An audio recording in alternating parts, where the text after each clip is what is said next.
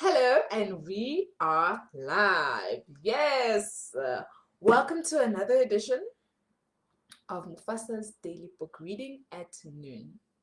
It is an absolute pleasure to have you here today and to, read to you for the next 10 minutes. Thank you for taking out the time in your day to interact with us, to be part of our interactive force field. That is the last thing that we read from the current book that we're reading, Executive Coaching with Backbone and Heart, and the author is Mary Beth O'Neill. We hope that you enjoyed a wonderful, absolutely wonderful Youth Day, and we're so ready to read to you today. Also, you will find the previous book that we read, Energy Leadership by Bruce D. Schneider, in the description of today's live.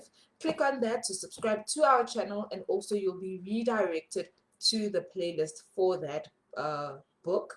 And we've also created a new playlist for the book that we're reading now.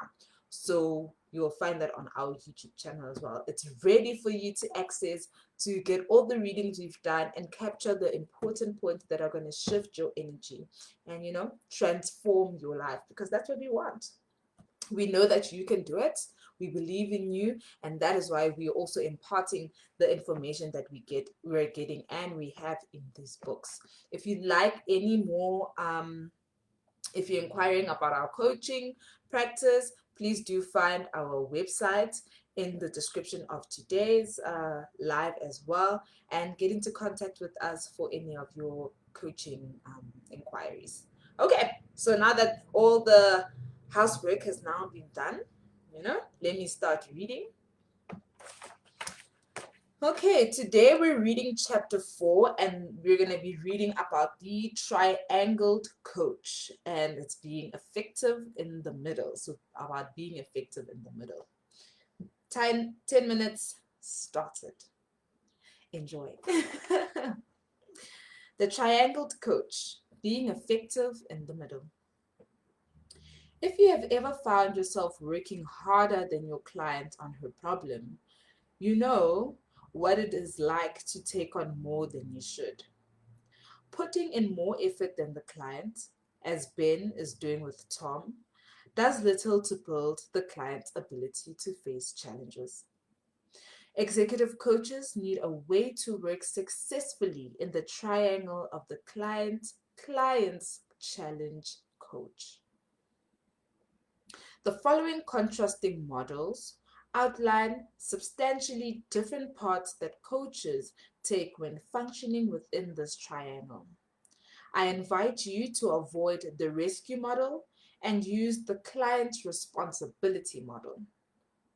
The latter keeps you on track even while the client's anxiety buffers you. When you start questioning your action, this model can help you return to home base, where you can make better choices. The rescue model and the client responsibility model of coaching. In the rescue model, the coach takes on the client's burden and becomes the pseudo leader of the situation.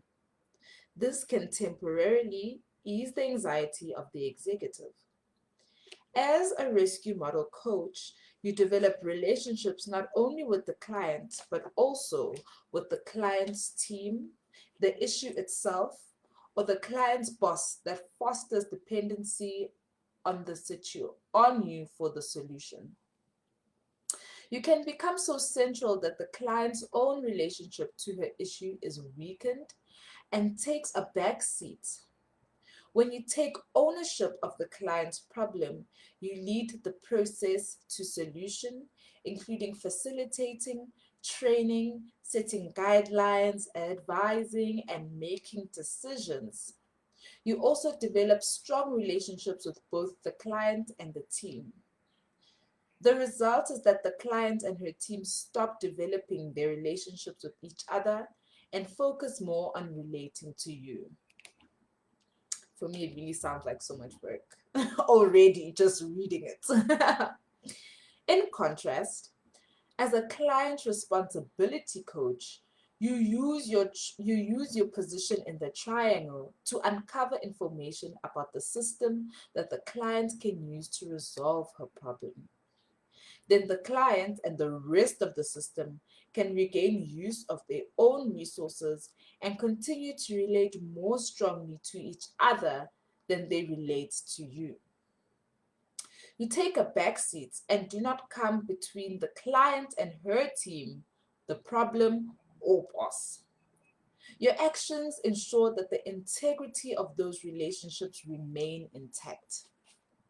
As a coach, you may still include activities of facilitating, training, and advising, but the client owns the process, the solution, and the decision.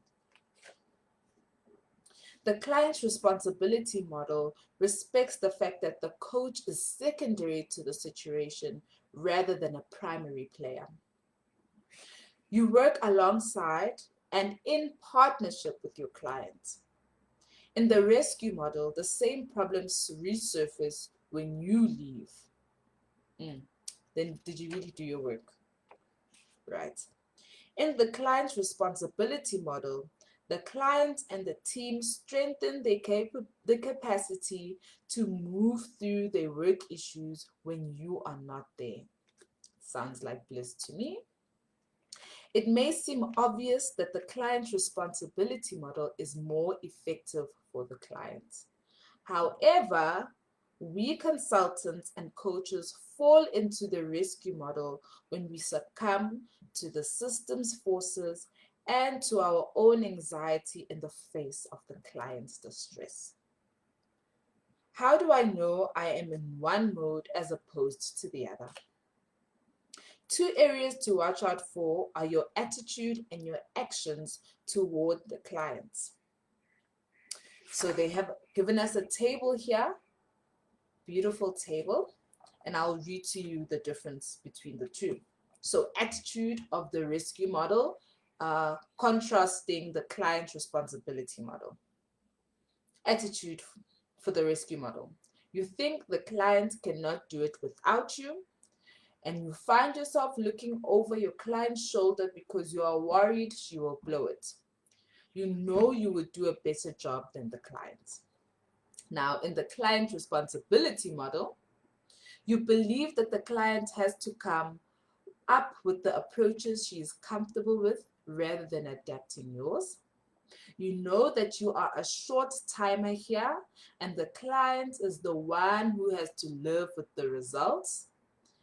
And you accept that a good enough action by a highly committed and motivated client is 10 times better than an outstanding action on your part that creates passivity in your client.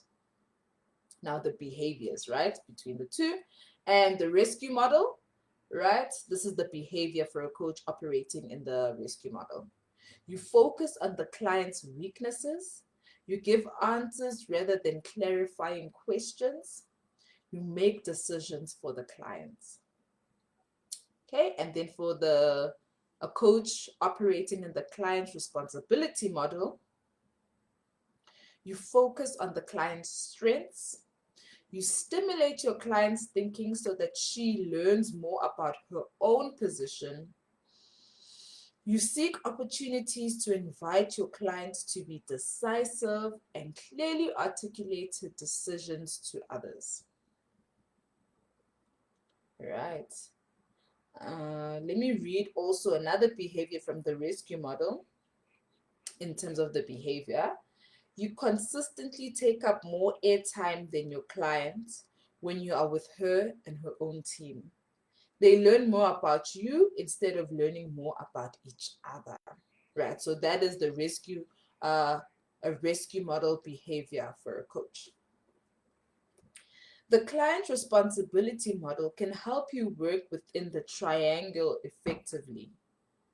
The goal is to use your signature presence to keep the client focused on her challenge in a productive way.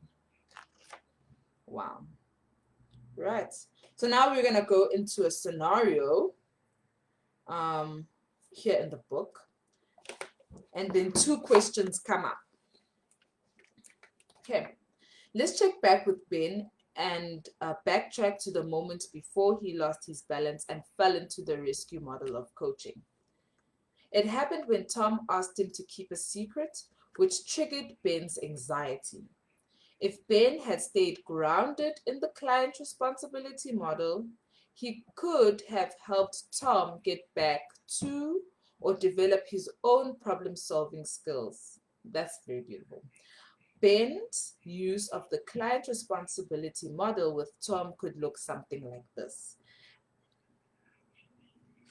Ben says to Tom, Tom, you're in trouble, but spending your time and my time hiding from this fact isn't going to do you any good. What can I do to help you think through a number of serious questions you need to answer for yourself? Like, have you decided to stay and meet this challenge? Or are you thinking of leaving because of it? Are you up for this big of a change, and how do you do things? If you decide to stay, how does this challenge fit into your goals? What does successfully fulfilling those goals look like? These questions accomplish 2 things. They keep Ben from taking Tom's challenge out of Tom's hands where it belongs, and the question helps Tom squarely face what he is up against. If Tom opens himself to the challenge embedded in these questions, he has a chance to choose his response rather than avoiding his dilemma and looking for Ben to give him the answers. If Tom chooses to face this challenge and give more coaching sessions, Ben can ask Tom more questions to stimulate his thinking and creativity. So that is the beauty of using the client responsibility model. And I know this book is for coaches, but we did say in the first book that we are all leaders, right? So this is something that we can use in our organizations, with our teams, colleagues, staff, whatever, wherever you find yourself with another person or groups of people, this is the type of thing that you can start using within that space. Empower ourselves so that we can become better ourselves, and then obviously pass on that energy to other people as well. The book that we read about energy leadership really did talk about a signature presence. It touched on that, the signature presence for ourselves energetically, transforming how we feel and respond energetically, and therefore that will change how we see others and our environments. So this book is absolutely wonderful. It's touching on those things as well. So definitely go onto our YouTube channel to check out both of the playlists and enjoy them and just immerse yourself in the wonderful content. I will see you on Monday again. It's been absolutely amazing reading to you. Enjoy the rest of your day. Goodbye.